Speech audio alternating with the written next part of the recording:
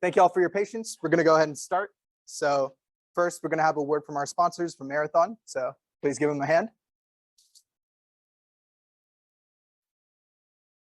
Yeah, so it's not like a local audio thing. It's just got to have some toys in. All right. Can y'all hear me okay online? Great.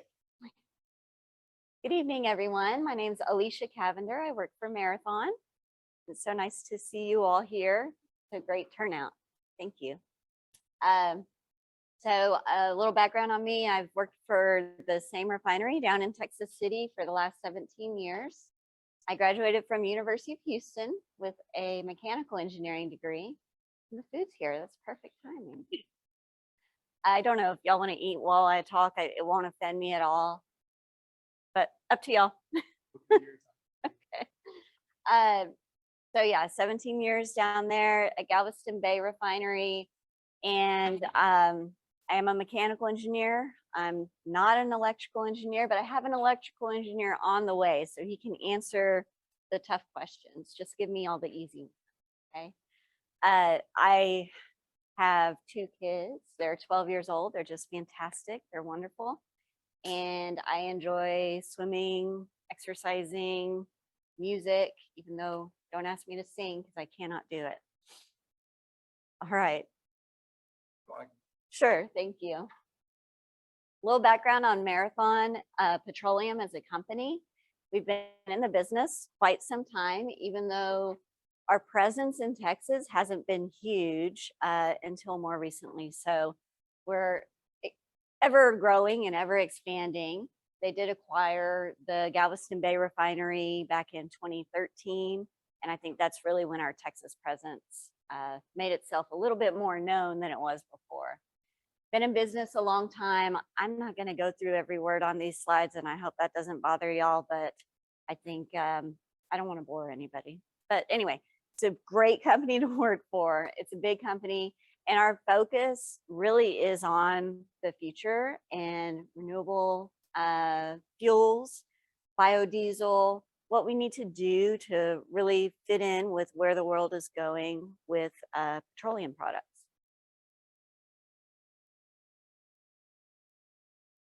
These are our core values. Integrity is the most important one to me. I think that speaks to who I am and who I always hope that I'm working with and working for.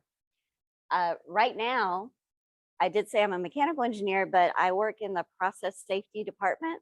I actually manage that department. So I don't do any engineering, and I haven't for the last 5 years or so.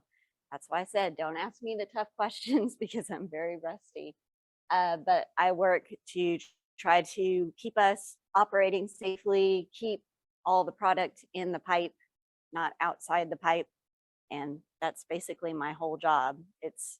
There's more to it than that, but in a nutshell, that's what I do. We do have a strategy to go about maintaining all of these values and being a profitable business. And that includes making sure that we've got an integrated value chain. We do have midstream and downstream operations. We have some Marathon branded retail stores, and we try to leverage those the best that we can, as I said, to make the most profit from a barrel of oil that we can. This is kind of our network, our layout. We do have 16 refineries throughout the United States. As I said, one is down here in Texas, Galveston Bay Refinery, but we've also got a very large site in Louisiana, not too far from New Orleans. We have another large site in LA, and then one up at Martinez, California, which is actually being converted to a biodiesel facility right now as we speak. I think they're trying to start up the first train of that refinery by the end of the year. We'll see if that happens. We've got a pretty good sized presence in the Midwest. So that's kind of where Marathon started, right? We've got Ohio, Detroit, Catlettsburg, Kentucky, and I'm sure I'm leaving a few out, but most of those are smaller facilities, but still definitely very valuable for the flexibility of the company. And then up in Alaska, we've got one in Kenai, Washington State, and then we've got Salt Lake City and El Paso. Any questions about our sites? Okay. This is really just, as I discussed, the value chain that we utilize, right? We try to optimize every point along this chain. It's pretty pictures, really. Okay, so we've got some corn ethanol plants that we've acquired and have a vested interest in. And as I mentioned, we have a biodiesel facility in Martinez that's being started up, but we also have one in Cincinnati, Ohio that has been up and running for a few years. All right, so let's get into who works for us, what do we do, what would we be looking for students to do for us? Do you have sound? I should have asked this before. This is just a quick video. It's 2 minutes long.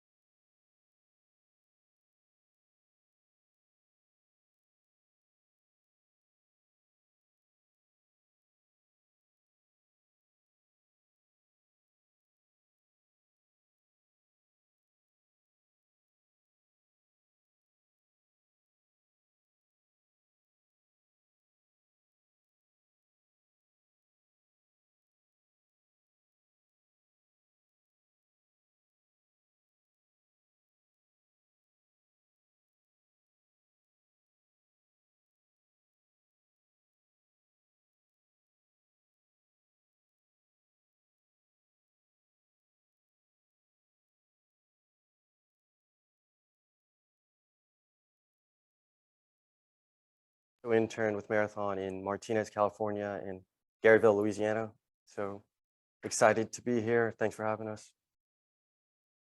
I think it's everything. Yeah, Good to go. Yeah. All right, thank you. Okay, so what are the benefits of interning with Marathon? We don't give you boring spreadsheets to pick apart and sit at your desk all day doing intern work. We actually give our interns real projects that a normal electrical engineer or other engineer would be working on. You are learning exactly what it would be like to be a full-time engineer for the company. And it's a benefit to us because we get to have that work done and we get to see how you perform, how you interact with the other employees and with your bosses and everybody else. And it's a benefit for you because you can decide, is this what I want to do for the next, I don't know, 3 to 5 years once I graduate from college? So it's really a win-win uh, on both sides. And so that's why I see so much value in the internship program. You have anything to add to that? You were an intern for Marathon, so. Yeah, I mean, I agree fully with what she's saying. Um, I was able to see a lot of the stuff that I was working on get installed in the course of that summer. I was doing a lot of like arc flash studies. They let the interns mess with their ETAP model. There's a lot of like real world experience that you gain over the course of the summer. All You right. get to apply what you learn Yeah. real time. Okay. So electrical engineering, utmost importance to us is the safety of our employees and our community. So we really, really stress that, so much so that you will spend about a week to 2 weeks, I think, in a class learning all about the safety rules, the safety culture before you are allowed to actually go out in the field. And there's a lot involved with that. It is not taken lightly. We'll just say that. We want to make sure that you come to work and you go home in the same condition and that we're not impacting the safety of anybody else. Often, if we have an emergency outage or a planned outage, our engineers are there 12 hours a day, trying to help solve the problems, trying to get things moving so that we can get back up and running quickly. So, full disclosure, it's not only a 9 to 5 job, 5 days a week, and that's it, and you're done. But we do compensate our folks for that, and you gain a lot of valuable experience, of course. And it's not always like that either. So you're not expected to live at the refinery all the time. You got to be able to work with other types of engineers and with other types of employees that aren't engineers. So we've got operators and I&E technicians, we've got machinists, and you've got to be able to communicate with everybody, right? And understand what their needs are, get them to understand what your needs are, and come to a solution. So it's not always easy. Just working with other people isn't always easy, but it can be fun. Yeah, for me personally, that's one of the cooler aspects of this job. You get to interact with, a variety of different engineers. It's not just electrical engineers. You work with operations, you get to work with electricians. It's one of the more enjoyable aspects for me. And then with regards to, I guess, the unit outages, yeah, that's not too common. I would say Marathon's one of the better companies in our industry with like work-life balance. So I think it's rare that you're gonna have to work more than your hours, but they do compensate, like she mentioned. You have to work like a turnaround or something. So yeah. All right. Various co-op and entry-level positions exist for electrical engineers.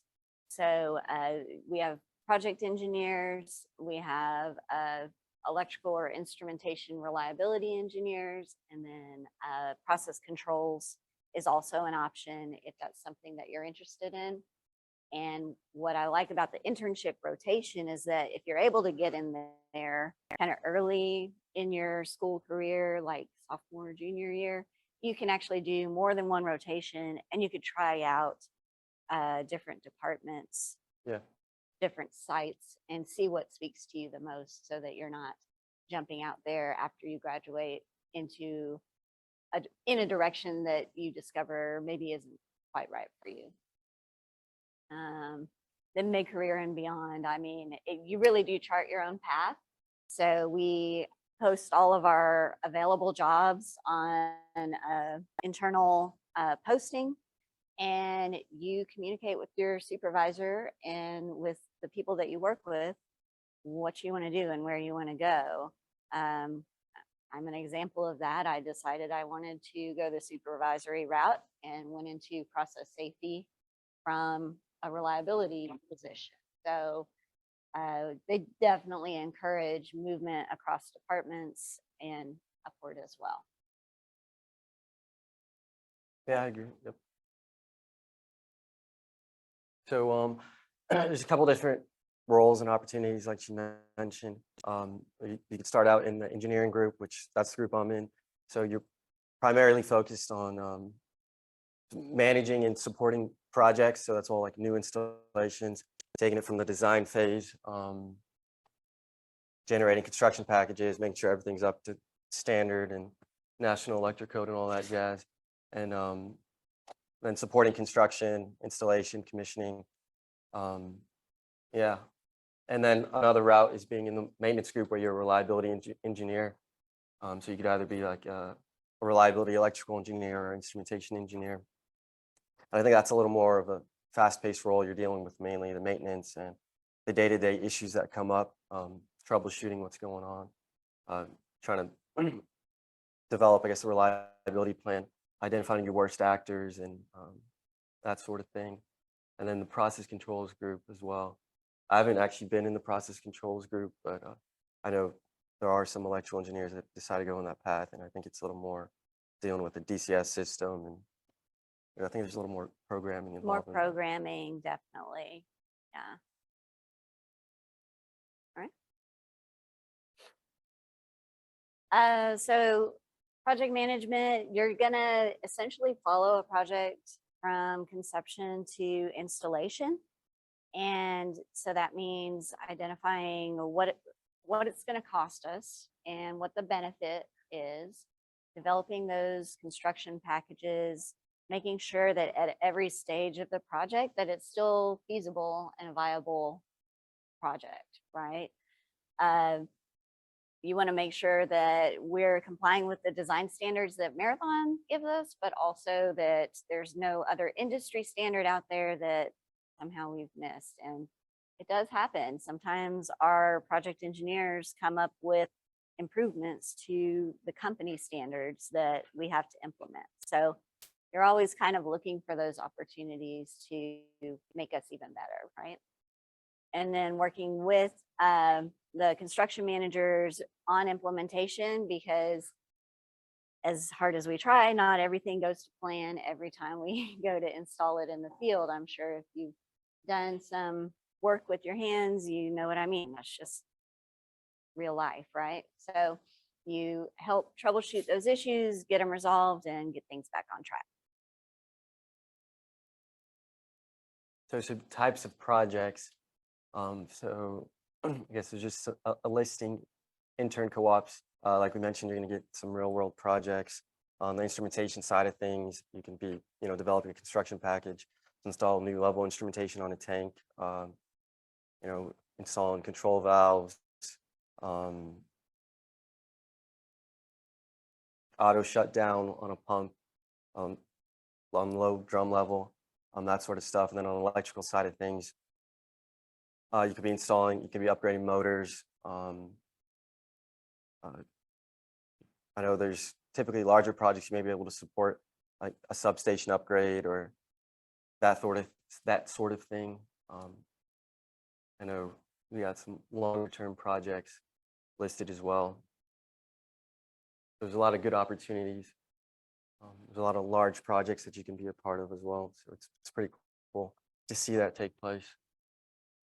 Yeah, we have a huge project going in right now that we've been working on for 5 years, probably, maybe longer. Because I remember kind of being in the design stage of it when I was in reliability, but it's called our STAR project. It's South Texas Asset Repositioning Project. Thank you very much. And it's involving new substations, all new infrastructure. It's huge, on both the electrical and the mechanical side of things. So, and operational, because then they're going to have to turn around and operate all this new equipment that they've never had to operate before. It's really exciting time to be a part of GBR, Galveston Bay Refinery, and Marathon in general. So electrical reliability engineer. So this engineer focuses on electrical equipment such as substations, switchgear, MCCs, motors, transformers, and VFDs. Like I said, this role is a little more, I guess, troubleshooting and dealing with some of the more day-to-day sort of stuff, as well as the long-term reliability planning. Actions including data collection, predicting failures, and noting when to take action. You're working side by side with operations, electricians, everyone really, to make sure everything runs as smoothly as possible. I know that they take care of a lot of like temporary installations as well. If you have to install temporary power, they do a lot of arc flash studies, ETAP modeling if they're going to put something in. It's a cool role. And an instrumentation reliability engineer. Similar sort of thing, except you're only focusing really on the instrumentation and control side of things.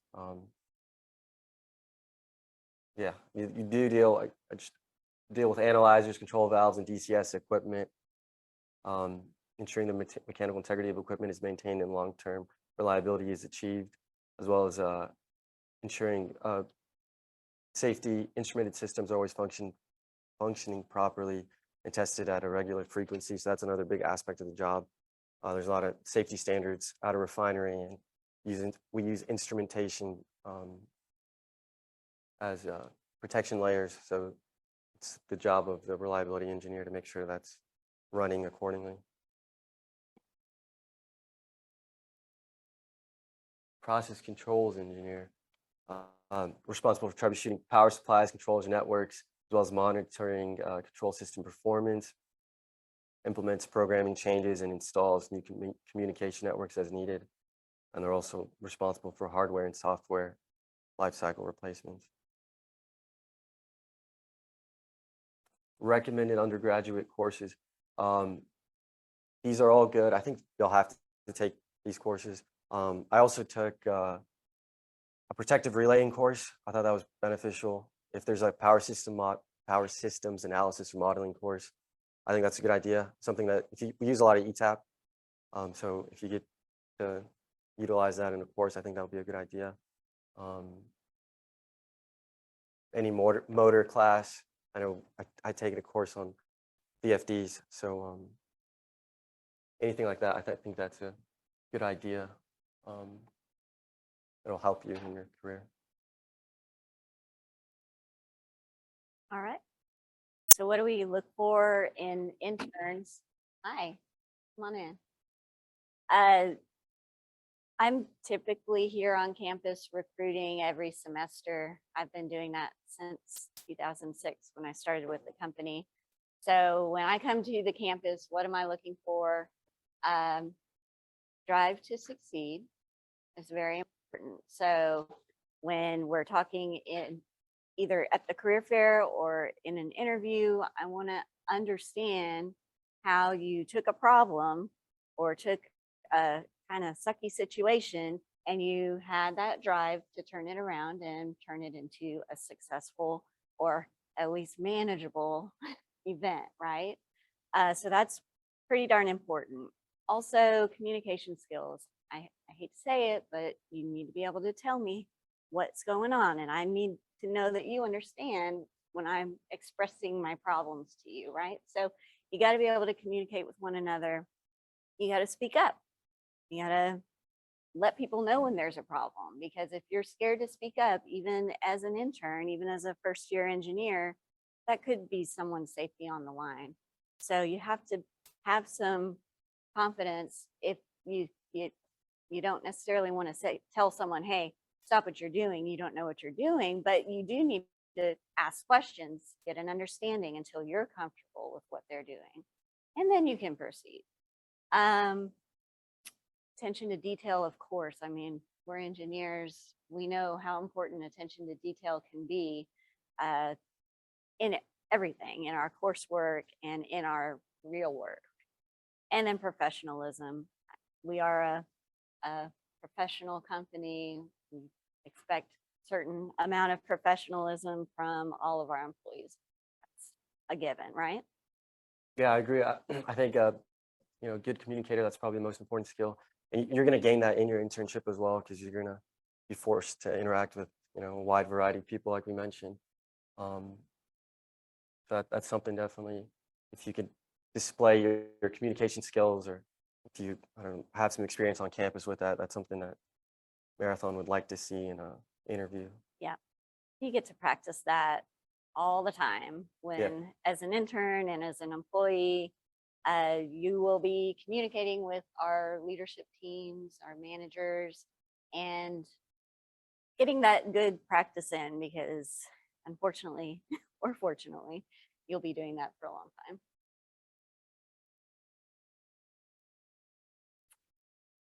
All right, so join us and continue the discussion, or help shape the future of energy.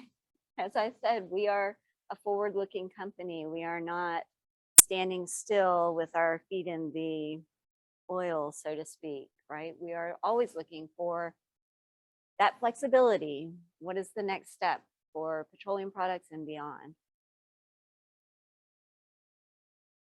Internship and co-op opportunities are on our website. They're always posted, but like I said, we're here every career fair. So please come and see us, come talk to me, and whoever else I have dragged along with me. And maybe we can, do an interview and see how it works out. What questions do y'all have for us? Go ahead. So you're an internship, right? Yeah. So internships are responsible for a project. Wondering if you could talk specifically about. Like a project that you do as an intern? Yeah. Yeah. I know there was a project to install, like I said, a level transmitter on a tank. That was something that I had done. I also worked on arc flash studies. So you got to go around the refinery. It was more of like an initiative, but I was tasked with it over the summer, and located like electrical MCCs panels without arc flash labels, and ran the calculation and made sure to put a sticker on it. That was another thing that was I got to do over the internship. We had a project to install capacitance probes on a vessel. Yeah, as well as, I mean, there's a lot you do over the course of an internship. Yeah. Go ahead.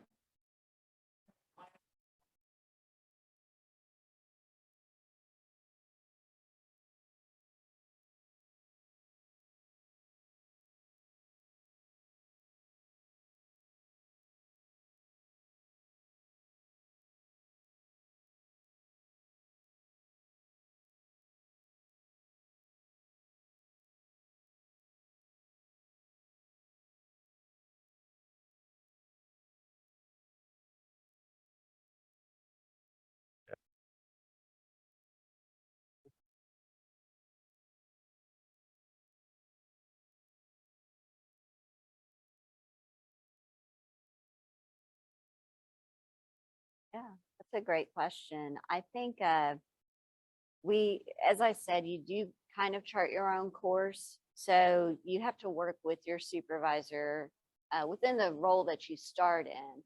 But we do allow cross-departmental and cross-functional movement as you grow in the company and in your knowledge. And what you've been focusing on sounds like an ideal knowledge base for like a process control type role, particularly applying operational and chemical and mechanical knowledge, all to be able to help develop those control schemes where each of those things is impacted, right? You've got your temperature controls, your heat transfer, you've got your fluid dynamics, and the control system that ties all of that together. Yeah.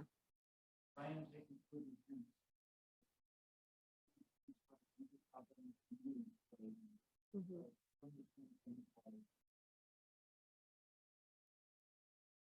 Mm-hmm. Yeah.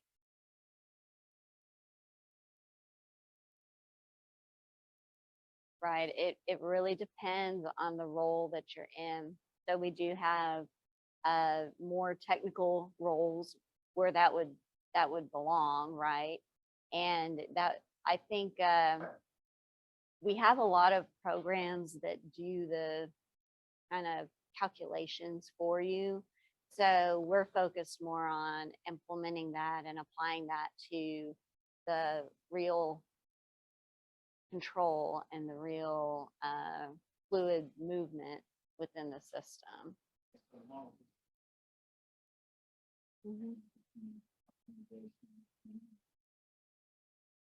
But you can use that knowledge to check the information that you're given. So say for instance, we're putting in a new pump with a heat exchanger, control loop, and a relief system.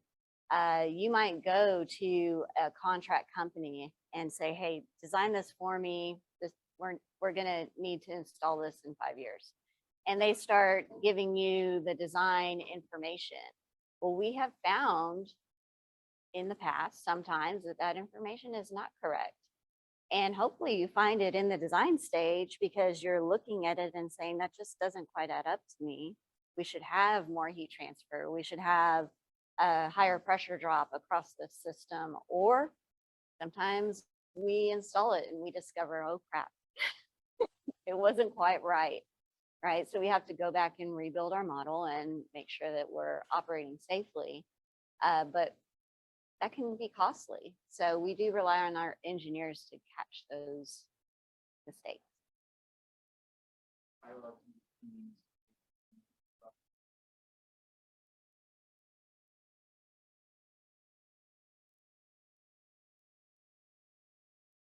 Most likely, no. Most of our work isn't, in the scholastic, I guess, field. So I don't know of any PhDs that work at the site that I'm in. And if you're interested in a PhD, that's fantastic, but it's just not necessarily aligned with the people that we're regularly hiring, right? We do rely quite a bit on professional engineers, particularly doing like say, and I'm going to go mechanical because that's what I know, but doing like a stress analysis, a failure analysis for a piece of equipment to tell us that we're good to operate where we're operating. So we do rely on that technical ability. We don't always have it in-house, and sometimes we have to go to a contract company to provide that.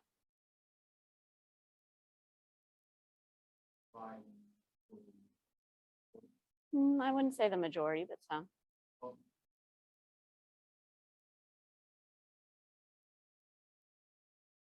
Sometimes. Did you have a question? I'm sorry. I'm the bad officer today. So I apologize. No worries. About your summer and 2023. I haven't really talked specifically about those. We were on campus during the fall career fair, and I think we did extend some offers already for that, but we will be back in the spring, and I think we still may have openings, especially for electrical engineers for the summer. We do have fall and spring opportunities as well, if that's something that you would consider. I know it's, delaying graduation, right? It can be a difficult decision, but I see it as so valuable getting that experience and knowledge and being able to do, say, a spring or fall internship and then doing a summer internship at a completely different site and getting to compare those two. So we will definitely have opportunities over the next couple years in all of those semesters. I'll be there. I'll be there. Uh-huh. Mhm. What other questions? Yes, ma'am.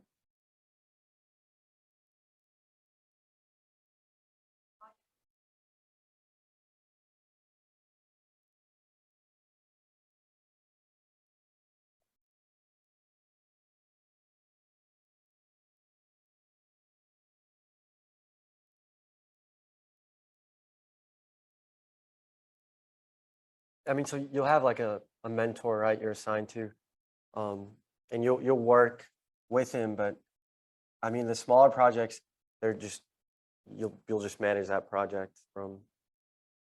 There's like certain things that I mean you could do over the course of the summer, um, and so yeah, sometimes I know the most recent term we had an intern working with a contract firm to design a construction package and um, submit like a DSP uh, decision support package. So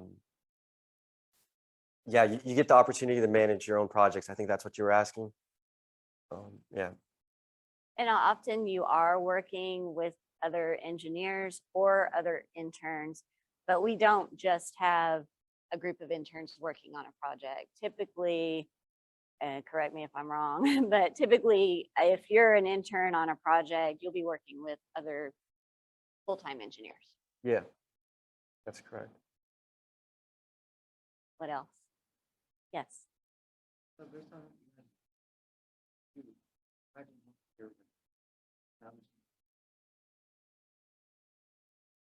I mean, a PE is not necessary. There are some engineers that have it, but I don't. Yeah. I've never been told it was necessary. And It's not a requirement. I did get my FE. I never did get my PE, and it hasn't impacted me negatively, but it doesn't hurt either to go ahead and get your PE, especially just for that flexibility. You can, kind of use that to leverage yourself to get to another technical role or a SME, a subject matter expert role. It's definitely encouraged and the company will pay for it. So why not? Just for me, I had twins. I couldn't do it. I couldn't make it happen. What else? Yeah.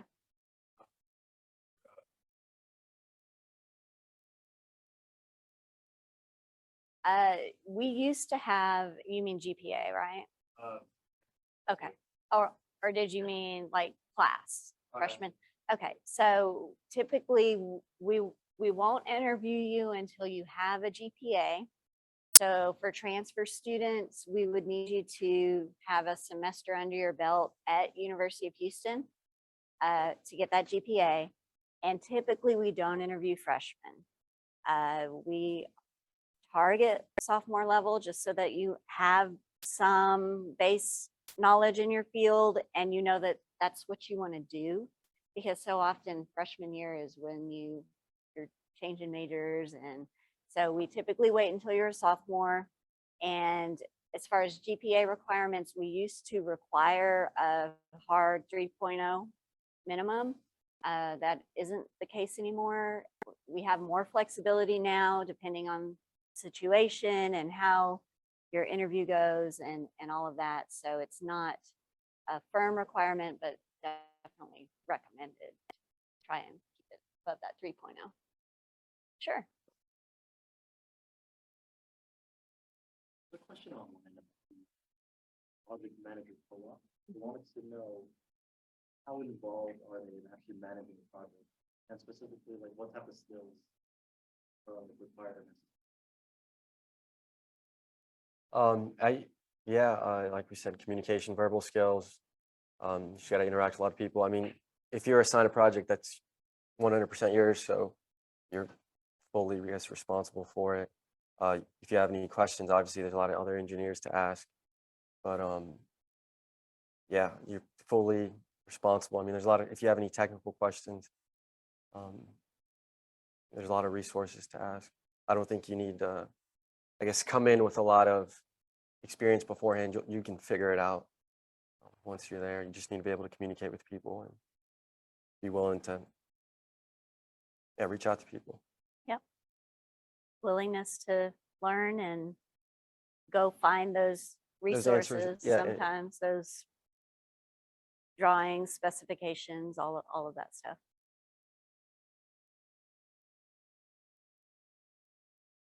Yes. Go ahead.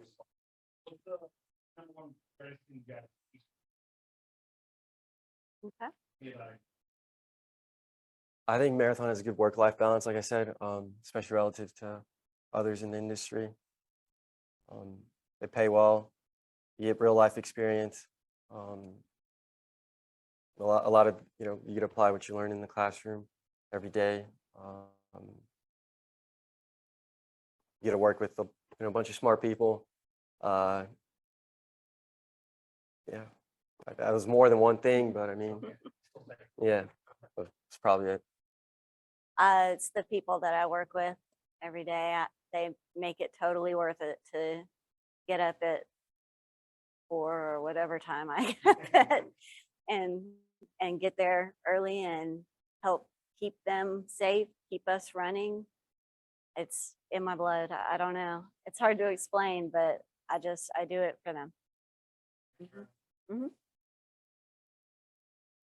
All right. Well, we so appreciate y'all letting us come and talk, and I'll stick around for a few minutes. I guess y'all are y'all going to eat now, or are you going to have your meeting? So, first of all, thanks to Marathon, if you don't mind.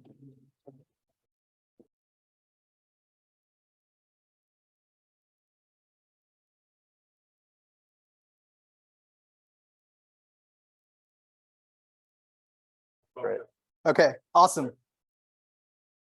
All right, we'll go and get started then. So, brief introduction to who we are, in case y'all already know, despite being at our GM already.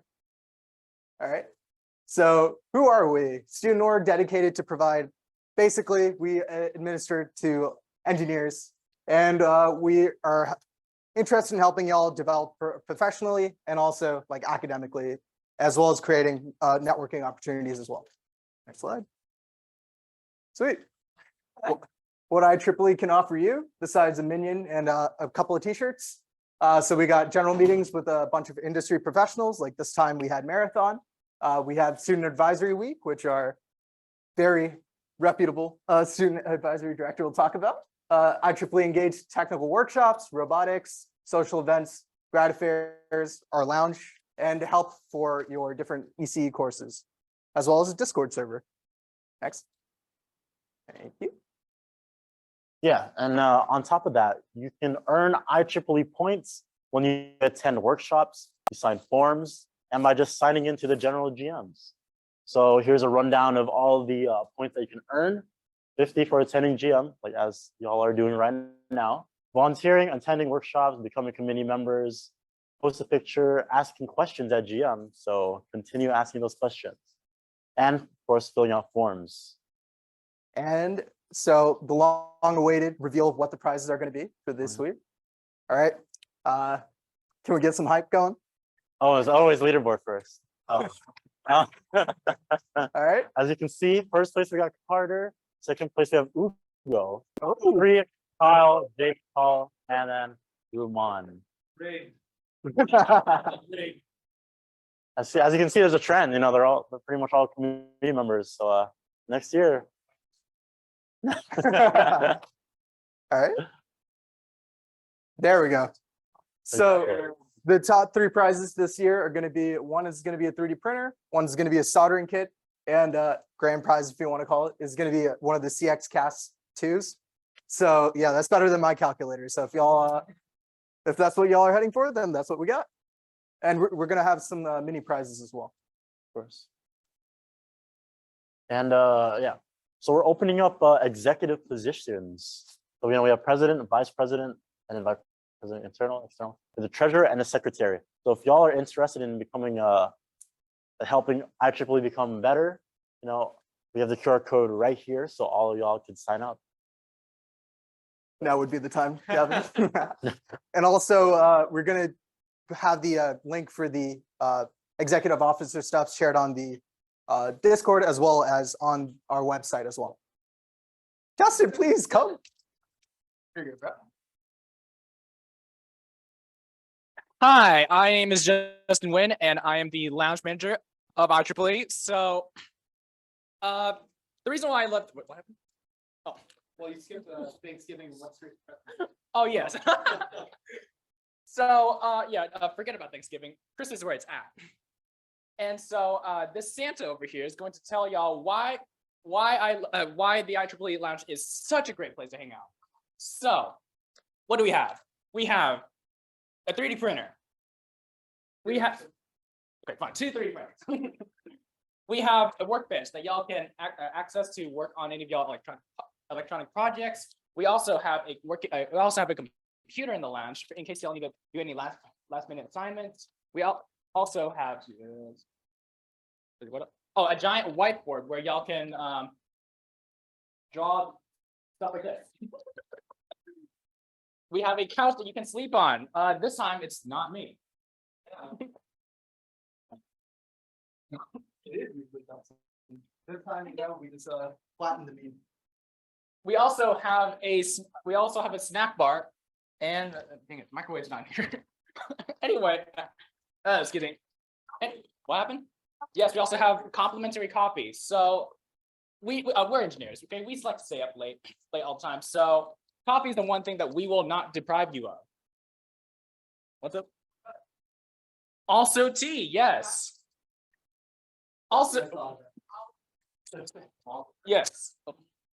Also, excuse me. Also, in addition to all these snacks that we have previously, I've got some new stuff such as the spicy chips that everybody's been raving for. The different flavors of ramen because we all love ramen. As well as, actually, I think that's, let's see what. Let's see. Also the gancitos. Apparently, I didn't know they were popular. Gancitos? Yes. Never heard of. Okay. Next one.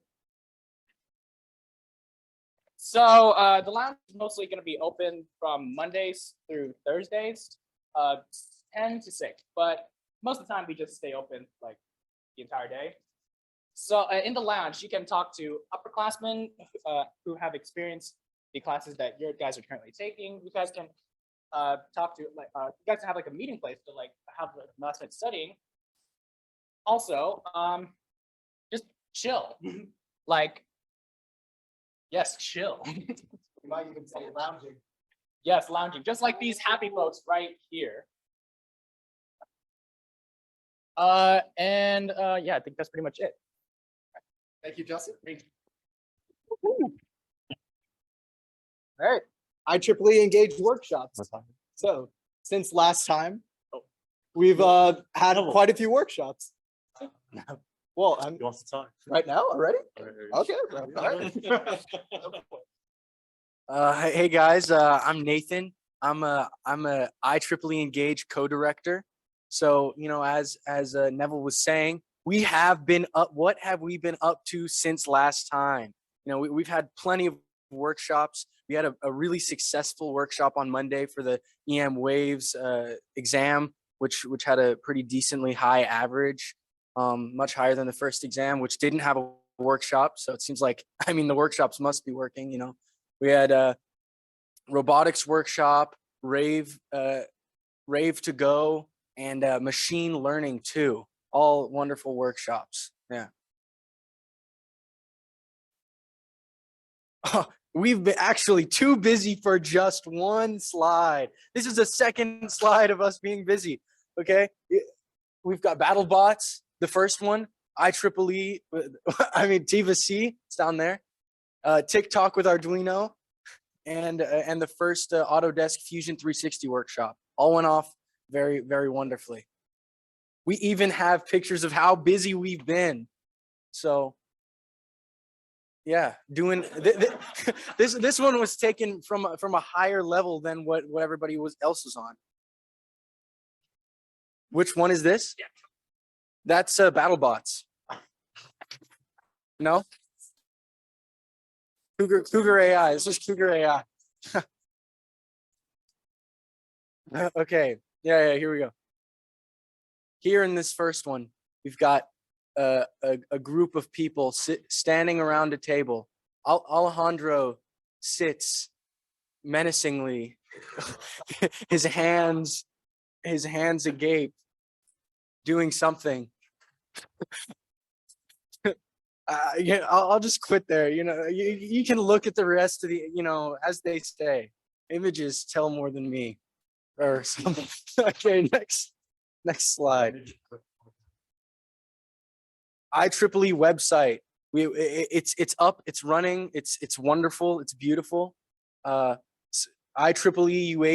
event.squarespace.com. You can type that out yourself.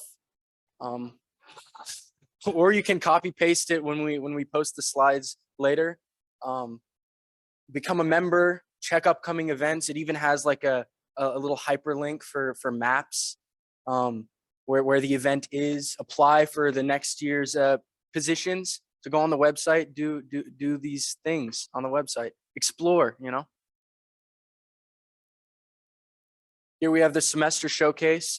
Scan this if you want to get involved in any IEEE events.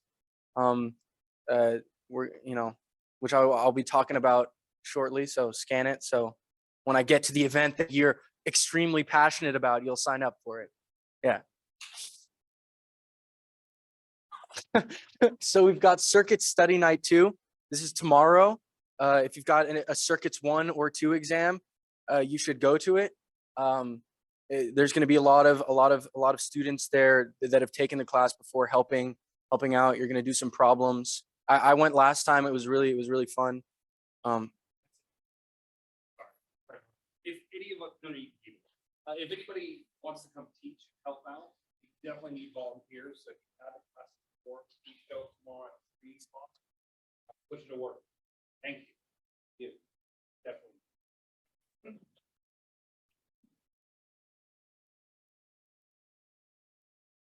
Next, we're going to have Jonathan talk about the battle bots. Hello. Okay, so we're having our thing tomorrow from 2 to 4. It probably won't take all that long. It's mostly just teaching and helping you get used to Autodesk Fusion 360. We're going to be teaching you also how to 3D print and sort of the things that you need to keep in mind when 3D modeling for that. But it's mostly just make what you want, and we sort of guide you along with that. That's all.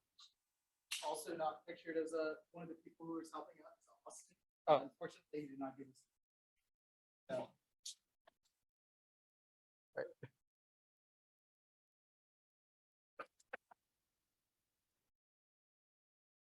I really like hearing myself talk. So,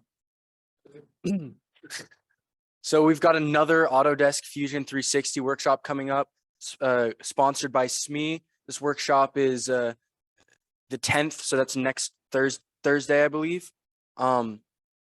At 6 to 7:30 p.m. Show up. It's going to be a great event. You're going to learn a lot of skills on Autodesk Fusion 360. Yeah.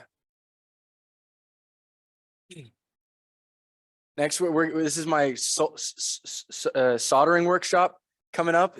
I'm planning to have it in December, on December 1st, which is finals week. So hopefully people will come. No details just yet. And as you can see in the flyer, this person is playing with the soldering irons like they're Wolverine. And I don't think you should not do that. That's not a very smart idea. You'll probably burn yourself. So that's just an image for fun. Don't do that. Some level of seriousness. Do not do.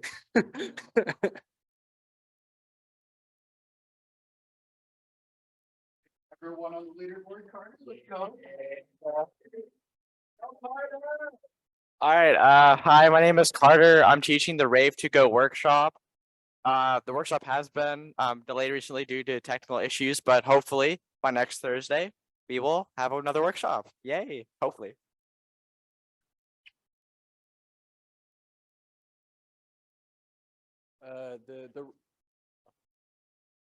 So yeah, please join the IEEE robotics. So do you like electronics? Do you like programming? Do you want to learn about machine learning? These are the 3 branches of our robotics club. Develop a robot and your technical skills and help IEEE robotics grow. So we always meet 2 p.m. on Mondays on the Discord. Yeah, hopefully if y'all want to learn more about robotics, the person to talk to is Pratik and our robotics director, Ryan, who unfortunately couldn't be there. So Pratik's the one waving. Hello, I'm back up here again. So if you want to 3D print in the lounge, we currently have our Ender 3s up and running. Alejandro also has 2 resin printers if you are interested in a higher resolution print. Currently, you can talk to me, Alejandro, Carter, or Justin for 3D printing. So yeah, you can ping us on the Discord server in the 3D printing chat, or you can DM us personally. You will need to message an STL file if you are wishing to print something like that. Woo. All right, College of Tech news. So there's going to be a certain event. There's an NRCS and FSA opportunities. So there's apparently these applications are open. There's over 500 opportunities open nationwide. So interested students are encouraged to apply soon. It's going to be on November 8th from 4:30 to 5:30. So go ahead and do so. And as to what those acronyms mean, please don't ask. I don't know. All right. Well, at this point, you might as well stay, brother. All right, so recently for our social events, we have had a movie night where we decided to watch Bullet Train. We probably will be having another one of these at some point this semester, considering we have a couple more movies we can watch. Next slide. Make sure it's before your heart is fun. True. Night before. We also had a poker night with, yeah, a good turnout. Dealer's very. Exactly. Or dealer's looking to kill. I don't know. That's one of those like laser eyes. Anyway, hope to see you guys at the next social event, which will be held by Dax. Oh, I already have a mic.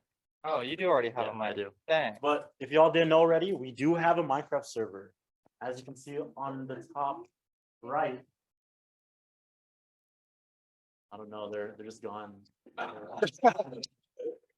See this right here? Yeah. Yeah, please come online, join us. I'll try to hold an event next week. So be on the lookout for that. Yeah, the chickens, those are the mechanical engineers. So upcoming events, we got getting into research, coding competition with Cougar AI, Mario Kart competition, also known as our Battle Bots tournament, Smash Bros tournament, Just Dance, karaoke night, Valorant tournament, wing night, board game night, volleyball bar, and anime nights. No answer. Unofficial. Thank you. All right. Hi, everyone. I'm Anthony. I'm the director of the Student Advisory Committee. And today we just finished our Student Advisory Week. To give you a brief thank you. Thank you. To give you a brief recap of what it was, it's basically a forum where we bring in professors and industry professionals to come talk about the different concentrations and majors within the ECE department. So we had a lot of great people give amazing talks. And they were all recorded, so we will work on distributing them to you guys. Something else to note, registration opened up yesterday. Well, no, it opened up today for most of you, I believe. So I suggest you stay on top of that. And if you have any questions, feel free to message me and I can point you to someone who knows more, or I can try to help you as best I can. All right. Oh, and another thing to note is a lot of the speakers we had are pretty high up in their company. So they told us that they're looking for people to hire for either full-time jobs or internships or what have you. So if you can, watch recordings and get more info on that. I think we even had the VP of, I think, Weatherford. So that's pretty big. Yeah. All right. And then, the Engineering Career Center is always here to help you guys with your professional needs. Their hours are there. And yeah, I think they're a great resource. I suggest you guys use them. I think that's it for me. All right. I just want to say thank you to everyone who's helped me make this event, especially our president, Gavin, my secretary, and all the people in the ECE department. There you go. All right. And educational outreach, Rumi.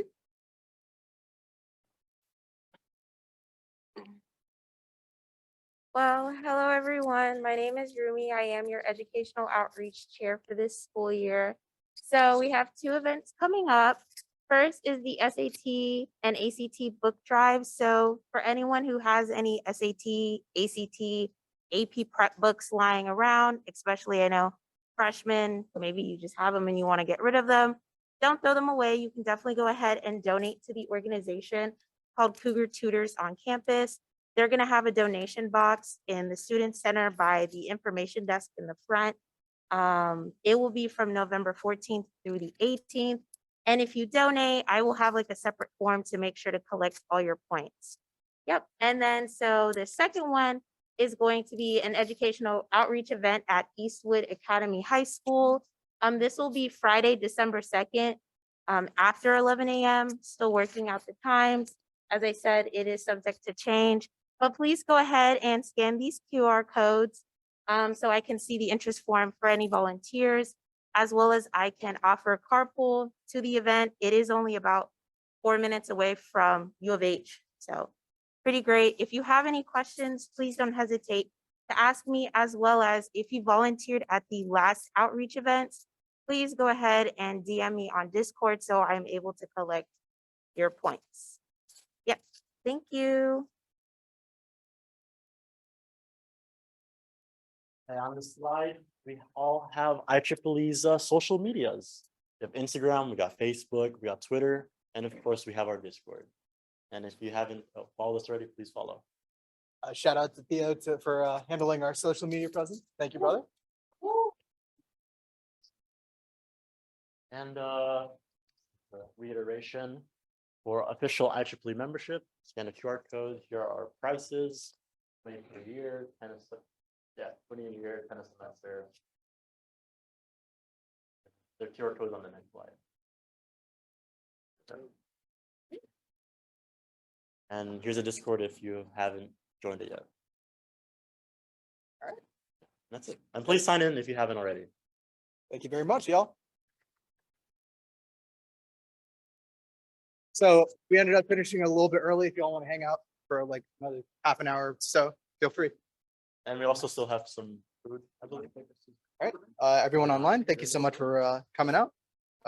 Wish you the best luck.